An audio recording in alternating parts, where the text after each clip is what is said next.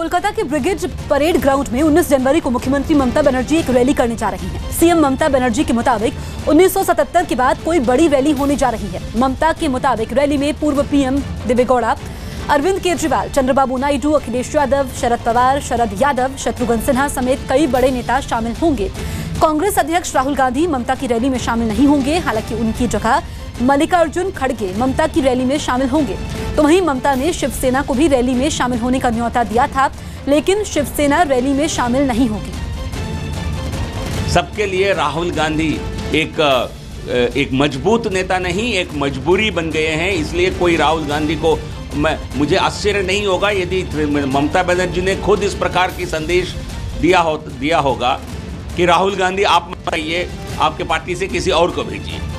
तो इसमें क्लैरिफिकेशन केवल टीएमसी दे सकती है या कांग्रेस दे सकती है, लेकिन मुझे इस प्रकार का शक भी है, क्योंकि राहुल गांधी जहां जिस पार्टी के साथ गठबंधन किए हैं, सपा ने बड़ी हार देखना पड़ा, सपा को, डीएमके को बड़ी हार देखना पड़ा तमिलनाडु चुनाव में, तो कांग्रेस ने सबको डुबाने का काम किया है। शीला दीक्षित ने दिल्ली कांग्रेस के अध्यक्ष का पदभार संभाल लिया है। इस मौके पर दिल्ली प्रदेश कांग्रेस कमेटी के दफ्तर में शीला दीक्षित का स्वागत हुआ। इस बीच सैकड़ों कार्यकर्ताओं समेत कई बड़े नेता मौजूद रहे, लेकिन खास बात यह रही कि शीला दीक्षित के स्वागत समारोह में 1984 के सिख विरोधी दंगों के आरोपी जगदीश टाइटलर मौजूद थे। इस बीच वहां मौजूद कई कार्यकर्ताओं ने टाइटलर जिंदाबाद के नारे भी लगाए।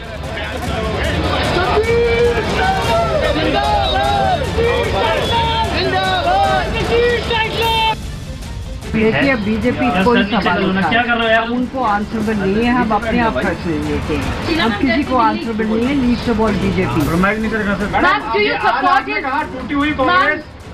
Ma'am, do you support Mr. Tytler's coming to your? Of course. Why are you asking such a question? It's our privilege to ask it to people. He is a congressman. He comes here, and so why are you questioning it? हमारे साथ Jagdish Tytler हैं। Tytler जी, आप मंच पे काफी दिनों के बाद इस तरह से मंच पे आप दिखे, क्या कहना है आपका? मैं इसलिए कि शीला दीक्षित वापस आई है और शीला दीक्षित के आने से कांग्रेस एक दफा फिर जागी है और मुझे पूरा विश्वास है कि कांग्रेस फिर दोबारा पहले दिल्ली की तरह आगे आ जाएगी। बीजेपी एक विवाद खड़े कर रही है कि आप आरोपित हैं 84 दंगे के मामले में और कांग्रेस पार्टी उस दंगे को लेकर के, इसका मतलब है कि कहीं भी माफी नहीं मांगती। आपसे मैं पूछता हूँ, पहली बात है, अगर आप जेन्युइन मेरे से ये सवाल उठा रहे हो तो मुझे जवाब दीजिए, मैं आरोपी कहाँ से? कोई एफआईआर नहीं है, कोई केस नहीं है, तो आरोपी कहाँ से हो गया? बीजेपी का मैं आपसे पूछ रहा हूँ।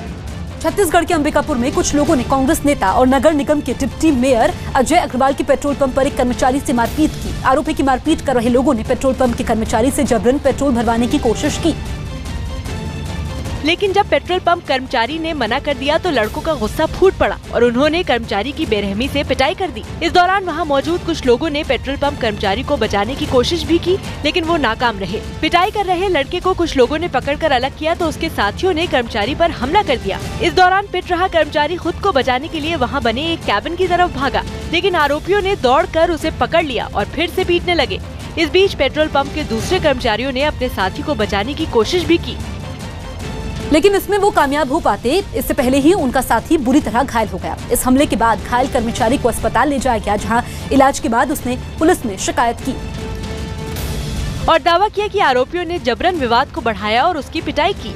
हाथापाई किए, मारे, पहले 2-3 आदमी थे, फिर और आ गए 15-20 आदमी। वहीं पुलिस ने केस दर्ज कर आरोपियों की जल्द गिरफ्तारी का दावा किया। पेट्रोल पंप में सीसी फुटेज भी खंगाला जा रहा है और आरोपियों को भी जल्द ही गिरफ्तार करेंगे। कांग्रेस नेता और नगर निगम के डिप्टी मेयर अजय अग्रवाल के पेट्रोल पंप पर हुई इस घटना में पुलिस ने आपसी रंजिश का शक भी जताया। झारखंड के धनबाद में जिला परिषद की बैठक में जमकर हंगामा हुआ। कई महीने तक टाले जाने के बाद वहां जिला परिषद की बैठक शुरू हुई, लेकिन बैठक के शुरू होते ही कुछ सदस्यों ने जिला परिषद अध्यक्ष रॉबिन गोराई पर इलाके का विकास करने में नाकाम रहने का आरोप लगाते हुए हंगामा शुरू कर दिया।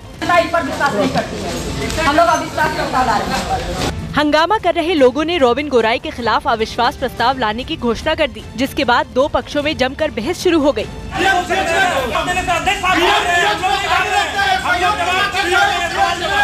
हंगामा बढ़ता देख रॉबिन वहां से उठकर चले गए। वहीं जिले में जनता के लिए काम नहीं करने का आरोप लगाकर अविश्वास प्रस्ताव लाने वाले सदस्यों ने अपने साथ और 10 सदस्यों के समर्थन का दावा किया।